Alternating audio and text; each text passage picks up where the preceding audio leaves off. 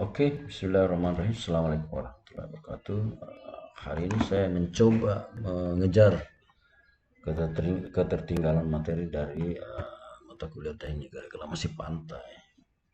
Sekarang kita masuk ke pertemuan kedua tentang bagaimana sistem reklamasi pantai dengan metode urugan. Jadi kita bisa lihat di sini, ini adalah sisi darat dari suatu target proyek kita. Lalu di sini ada sisi laut. Kemudian ini adalah potongan memanjang ya, kalau kita tinjau terhadap arah memanjang dengan sisi darat. Ini adalah muka air pasang mendekati sisi darat. Lalu di sini kita area ini barangkali kita akan melakukan suatu reklamasi pantai. Lalu kita perlu mengukur kontur dasar pantai atau biasa disebut dengan batimetri pantai. Oke. Lalu tahapan pelaksanaan pekerjaan konstruksi urugan yang pertama adalah kita perlu melakukan penyelidikan tanah lokasi. Jadi kita mengambil sampel, lalu sampelnya kita bawa ke lab dengan menggunakan mungkin bor tangan karena sifatnya adalah dangkal saja. Mungkin kita bisa ambil sampai 5 meter. Lalu nanti kita akan kombinasi dengan beberapa penyelidikan tanah yang lain. Selanjutnya kita akan mempunyai hasil atau data penyelidikan tanah dari data lapangan dan data laboratorium. Lalu kita akan bisa mendapatkan apa sih problematik tanah dasar yang ada di sana. Apakah dia masuk dalam tanah lunak atau tidak. Next, ini adalah soil field investigation results. Ini adalah hasil penyelidikan tanah lapangan yang menggunakan SPT sama CPT, Standard Penetration Test sama Cone Penetration Test. Ini adalah hasil dari SPT, lalu ini adalah hasil dari Cone Penetration Test atau CPT. Bisa kita lihat ini adalah depth kedalaman mulai dari 0 sampai dengan 45 nih. Ini ada contoh saja, lalu ini ada number of SPT dari 0 sampai 5 itu ketemunya adalah N-nya adalah 1. Di mana soil deskripsinya gambaran tanahnya itu adalah tanah lempung, kemudian tanah lanau dengan konsistensi sangat lunak sampai lunak karena kita bisa lihat dari NSPT-nya 1 sampai 3. Lalu kita bisa compare ke CPT. Ini adalah tahanan konus, satuannya adalah kilogram per sentimeter pangkat 2 dari 0 sampai 100. Lalu kedalamannya adalah kita bisa lihat bahwa CPT juga itu bisa mendapatkan nilai yang kecil pada kedalaman 20 cm. Jadi kelihatannya data SPT sama NSPT ini adalah hampir sama.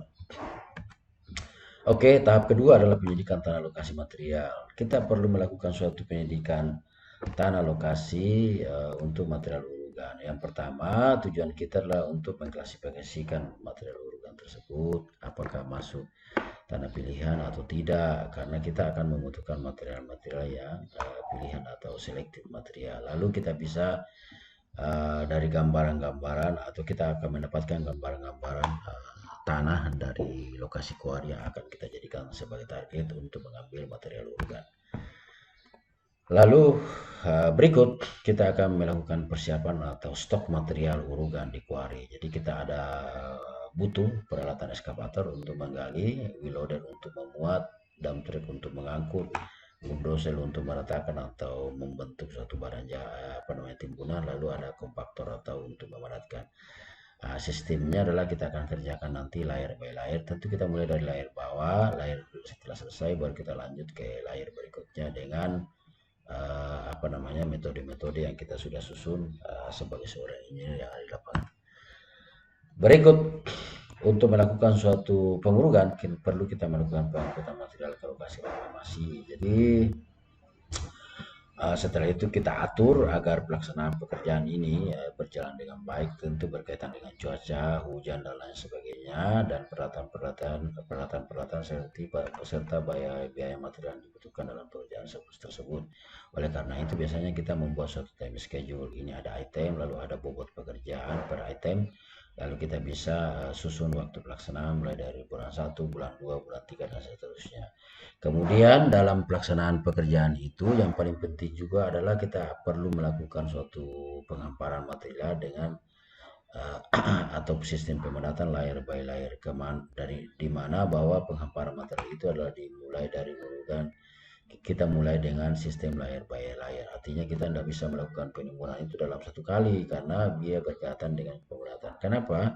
Karena kalau material itu tidak padat, maka material itu cenderung untuk terjadi penurunan atau deformasi yang bisa membahayakan konstruksi yang ada di atasnya nanti. Lalu ada satu contoh studi kasus reklamasi pantai di kota Ternate. Ini adalah posisi dari Hypermart. Kemudian ini lapangan di sini ya. Lalu di sini ada reklamasi pantai menjadi target, dan ini sudah dikerjakan tahun 2019 yang lalu. Mulai dari sampai di Sangaji ya, dari Salero lalu sampai di Sangaji, ini sudah selesai, dan tahap pelaksanaan pekerjaan ini dalam tahap pelaksanaan reklamasi dalam tahap pelaksanaan pembuatan konstruksi jalan. Lalu ini kita bisa lihat tahapan konstruksinya seperti ini. Ini ada batu-batu besar disusun, diletakkan di bawah sebagai fondasi juga sebenarnya ya, untuk jalan ini, karena di mana konstruksi ini adalah duduk atau ditimbun di atas permukaan tanah, sehingga kita bisa lakukan suatu mekanisme bagaimana kita melakukan suatu penimbunan, karena ini berkaitan dengan air dan pantai, sehingga perlu kita lakukan atau kita atur pelaksanaan pekerjaan itu dengan baik dan benar. Lalu ini hasil akhir dari tahapan pekerjaan konstruksi. Kita bisa lihat ini dari utara ke selatan ya. Jadi kurang lebih lebarnya mungkin sekitar 10 meteran lebih ya.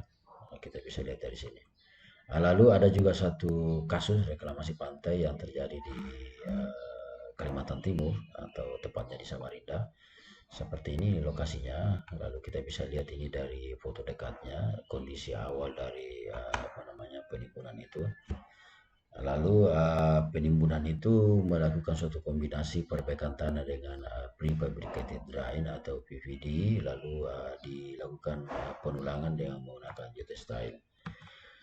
Ini adalah urugan dengan perkuatan geotextile. Fotonya saya ambil dari paper atau jurnal dari Prof. Prihanto Raharjo tahun 2014. Jadi mereka lakukan perkuatan geotextile itu layer by layer sebelum dilakukan pengurugan. Lalu ternyata ada beberapa ada terjadi masalah di lapangan dengan target 17 meter. Pada posisi timbunan 15 meter itu terjadi kolaps atau runtuh ya, karena adanya kekalahan dari